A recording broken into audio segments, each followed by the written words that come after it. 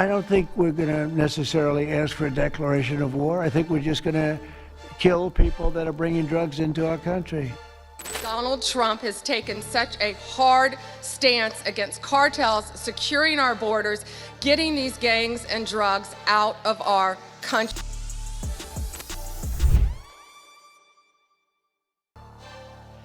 (5:21 a.m.)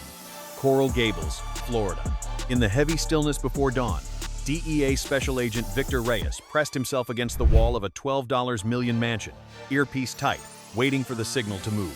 According to intelligence briefings, this was considered a routine operation. Carlos Oldtre Mendoza, a high-level figure with ties to the CJNG cartel, was suspected of using the mansion as a drug storage site. The plan was familiar: breach, seize, arrest. DEA expected to find drugs, cash, and possibly a few firearms. Just another arrest in a long string of South Florida raids. But the moment the door was forced open, agents understood immediately what they had stepped into was far larger than anything they had prepared for. What confronted them was staggering. Drugs were everywhere. 2.2 tons of cocaine and 680 kilograms of fentanyl were hidden throughout Mendoza's 12,000-feet mansion. Mendoza was believed to be a rising figure under federal scrutiny. Cash was found as well, $87 million, vacuum-sealed and concealed deep within reinforced walls.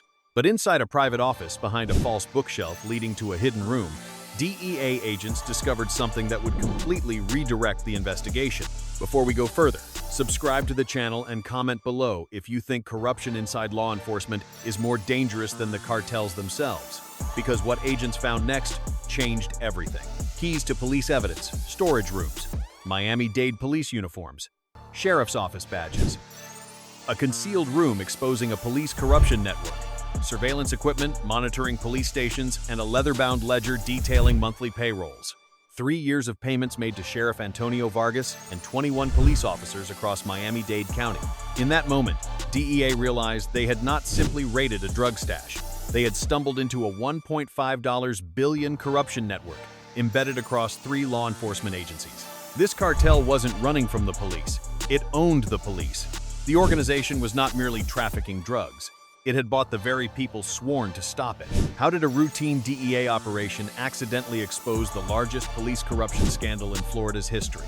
If stories like this matter to you, take a second to like the video, subscribe, and share your thoughts below as we uncover how a luxury mansion became the evidence that could send a sitting sheriff to life in federal prison. Is greater than is greater than. First, this noontime, we're working developing news on a major bust of an alleged drug trafficking. 15 people arrested in all. Let's take you to the video right now. The U.S. Attorney's Office, FBI, DEA, local police, all involved. The mansion at 247 Coral Way. It bore all the hallmarks of a cartel compound built to stay hidden. Reinforced gates, a dense network of security cameras, hardened doors, Florida ceiling glass overlooking Biscayne Bay. This was not random wealth. It was the result of moving and distributing tons of narcotics. For 8 months, DEA had tracked Carlos Mendoza quietly and continuously. Wiretap recordings showed Mendoza coordinating CJNG operations across all of South Florida. Shipments arrived from Mexico. Cocaine was processed and distributed along corridors stretching from Miami to Orlando. Intelligence confirmed that large quantities of drugs and cash were being stored at his residence in Coral Gables. A federal judge approved a no-knock search warrant. 52 a.m. The operation began. The battering ram was deployed.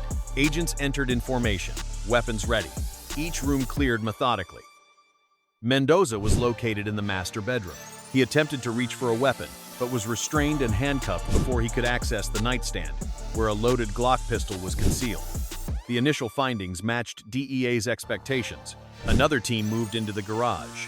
400 kilograms of cocaine were hidden inside modified compartments of a luxury SUV. In the basement, an additional 2 tons of cocaine were vacuum-sealed and stored. In the master bathroom, $450 kg of fentanyl were kept in waterproof containers. In the kitchen, $23 million in cash was neatly stacked inside pantry cabinets behind everyday household items. But when FBI agents began a deeper financial review, the true figure proved far higher, $175 million. The cartel's expense records, Special Agent Victor Reyes noticed something else was wrong. The interior dimensions of the mansion did not match the exterior footprint. There was missing space. He reviewed the floor plans and realized the office was too shallow. Based on exterior measurements, the rear wall should have extended 17 additional feet. Reyes examined the bookshelf covering the rear wall. It opened into a hidden room, one that would change the entire investigation. Inside, it did not resemble a cartel hideout. It looked like a police operations room. 3 computer monitors displayed live feeds from cameras positioned outside Miami-Dade Police Headquarters, the main precinct of the Miami Police Department and the county sheriff's office. Radio equipment had been modified to intercept all 3 agency frequencies, allowing real-time monitoring of police communications. A large wall map marked patrol routes, annotated with detailed notes identifying which routes were safe and which officers could not be bought. And on the desk in plain view sat a leather-bound ledger. He opened the ledger with gloved hands. The first page was clearly labeled Monthly Payroll. 3 years of meticulously kept records followed. Sheriff Antonio Vargas, $400,000 per month. Beneath that were 21 additional entries, each listing a badge number, a name, and monthly payments ranging from $50,000 to $200,000. Each entry included detailed notes, advanced warnings of raids, destruction of evidence, intimidation of witnesses, secure escorts. Total monthly bribes reached $3.5 million. Over more than 3 years, the cartel paid $175 million to corrupt the very people tasked with stopping it. But the situation was even more serious. Reyes discovered a box containing police property. Miami-Dade evidence room keys, official uniforms, spare badges, and body-worn cameras. Agents recovered encrypted phones containing messages between Mendoza and individuals identified only by badge numbers. Within 3 hours, FBI agents from the Miami field office sealed the mansion, officially designating it a federal crime scene. DEA's drug seizure instantly became secondary to the corruption evidence. FBI began a slow, deliberate analysis of financial ledgers, encrypted communications, and surveillance data spanning 3 years. The pattern that emerged was terrifying. At this point, the truth was undeniable. This was no longer a case of a cartel quietly infiltrating the system. If this investigation is already shocking you, hit subscribe right now and tell me in the comments whether you think this kind of corruption could have survived without help from inside the system. This was betrayal from within law enforcement itself. When evidence was seized and transferred into police storage, corrupt officers, those with direct access to evidence room, quietly contaminated files, caused critical evidence to disappear or destroyed it outright. Key evidence in major drug trafficking cases vanished without explanation, forcing prosecutors to drop charges against cartel members who should have been facing long federal sentences. When witnesses agreed to come forward and testify against Sheriff Antonio Vargas and 21 officers in the corruption sweep, the witness protection system designed to save lives was weaponized against them. Corrupt officers accessed confidential files, extracted addresses, and passed them directly to CJNG enforcers. In the ledger, 8 entries were marked with chilling brevity. Witness eliminated, followed by dates and specific addresses. FBI analysts compared these entries against unsolved homicide cases spanning more than 3 years. The results were impossible to dismiss. 8 individuals who had agreed to testify against CJNG were murdered within weeks of providing statements to police. These deaths were not random. They were the direct consequence of internal information leaks. And perhaps most disturbing of all, when rival gangs attempted to move drugs through Miami, corrupt officers would arrest them on legitimate charges, then deliver them not to jail, but directly to CJNG execution crews. FBI understood they were facing a system that had been fully compromised. The investigation was conducted under absolute secrecy. No Miami-Dade officers were notified. No local law enforcement agency was trusted. The entire operation was handled by federal agents from outside Florida, operating under the strictest security protocols. Once the evidence threshold was met, FBI obtained federal arrest warrants for all 18 suspects. 6 a.m. May 15, 2025. FBI launched Operation Blue Wall Down. Sheriff Antonio Vargas and 21 corrupt officers were arrested simultaneously. Federal tactical teams struck 18 locations across Miami-Dade County, coordinated with precision to prevent any suspect from warning another. At his waterfront home in Quezon, Vargas was taken into custody on his driveway as he prepared to leave for work. Just another ordinary morning. In Vargas's garage, FBI seized $2.3 million in cash, encrypted communication devices, and cartel contact data. Across the county, 21 additional officers woke to FBI agents at their doors with federal arrest warrants. Some surrendered immediately. Others attempted to flee. One officer vaulted a backyard fence and ran 3 blocks before being caught and restrained.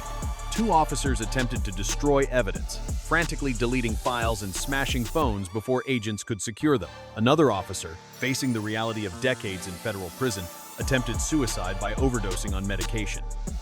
He was rescued and survived. By 8:05 a.m., the operation was complete. All 22 suspects were held in federal custody. We're at the point where this case goes from shocking to historic. So if you want more deep breakdowns like this, subscribe now, leave a comment, and stay with me because the federal response changed everything. The news sent shockwaves across South Florida. A sitting sheriff and 21 officers were charged with federal corruption offenses, exposing an unprecedented collapse within the local law enforcement system. The consequences did not end with the arrests. They rippled outward, forcing every agency in the region to confront a question that could no longer be avoided: who can still be trusted? On May 16, 2025, Attorney General Pamela Bondi and FBI Director Christopher Wray held a joint press conference in Miami, joined by Florida Governor Ron DeSantis. The message was direct and unambiguous. The investigation was over, and the federal justice system had formally taken control. Yesterday, officials stated federal law enforcement authorities arrested Sheriff Antonio Vargas, along with 21 police officers, for operating a criminal organization on behalf of the Jalisco New Generation Cartel, CJNG. For 3 years, these individuals betrayed the badge they had sworn to uphold. CJNG's $1.5 billion drug trafficking pipeline in Miami was dismantled completely, inflicting damage not only on law enforcement, but on the entire Miami-Dade County community. The indictment laid out the conduct in detail. They warned the cartel ahead of raids, destroyed and falsified evidence, disclosed witness addresses leading to murders, arrested rival traffickers on legitimate charges only to hand them over to CJNG enforcers for execution, and provided full protection to a $1.5 billion narcotics enterprise. All 21 defendants faced an array of federal charges: terrorism, conspiracy to distribute narcotics, obstruction of justice, witness tampering, conspiracy to commit kidnapping, and conspiracy to commit murder. Testimony from defendants and cooperating conspirators revealed how the corruption network operated from officer recruitment and tiered payment structures to coordinated criminal activity. Sheriff Vargas and 3 officers rejected all plea deals and went to trial in September 2025. The trial lasted 8 weeks. Prosecutors presented hundreds of hours of recorded communications, accounting ledgers, and a comprehensive body of evidence gathered throughout the investigation. Financial records documented $175 million in bribes. Body-worn camera footage captured crimes in progress. Evidence traced extensive illicit assets, and testimony from 17 officers who had pleaded guilty corroborated the case. The jury deliberated for 6 hours before returning guilty verdicts on all 4 defendants. By December, music sentences were imposed at a level without precedent. Sheriff Antonio Vargas received 8 consecutive life sentences, ensuring he will never leave federal prison. The remaining 3 officers were sentenced to 25 years, 35 years, and life without parole, respectively. For Miami-Dade County, the consequences were painful but unavoidable. Governor DeSantis appointed an interim sheriff and ordered a comprehensive review of all 3 affected law enforcement agencies. Reforms were implemented immediately: mandatory financial disclosures for all officers, random integrity testing, permanent FBI liaison assigned to each department, protected whistleblower channels, and federal oversight of critical operations. The impact on the criminal underworld was immediate.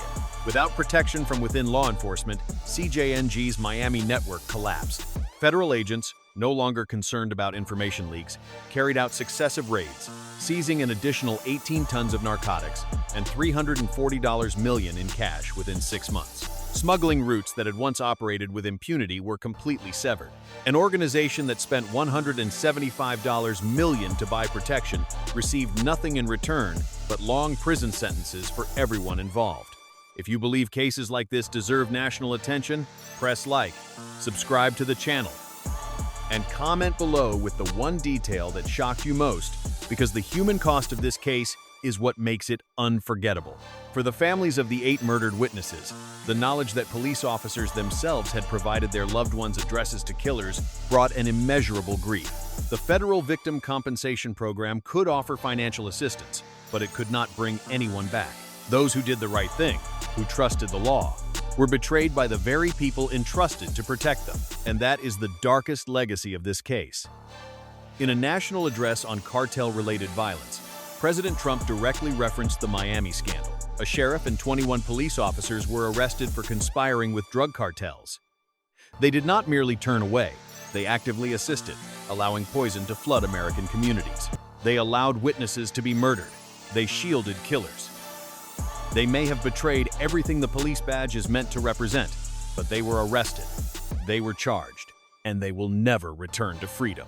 Months later, when evidence teams completed their examination of the Coral Gables mansion, the full scope of the case finally became clear. What began as a drug raid that appeared routine had unintentionally exposed a systemic corruption network, quietly operating for years within the very institutions tasked with upholding the law. One hidden room, one ledger, and one decision by a cartel leader who believed power and money were enough to purchase an entire system left a clear record of his crimes and 22 lives destroyed by greed. If you believe stories like this must be told, stories that prove corruption, no matter how carefully concealed, will eventually be exposed, then like this video, subscribe to the Busted channel, and share it with anyone who needs to understand that the badge is not a privilege, but a responsibility. Because the vast majority of law enforcement officers serve with integrity, and they too become victims when a small number betray their oath. This case is not a story about losing faith in the law.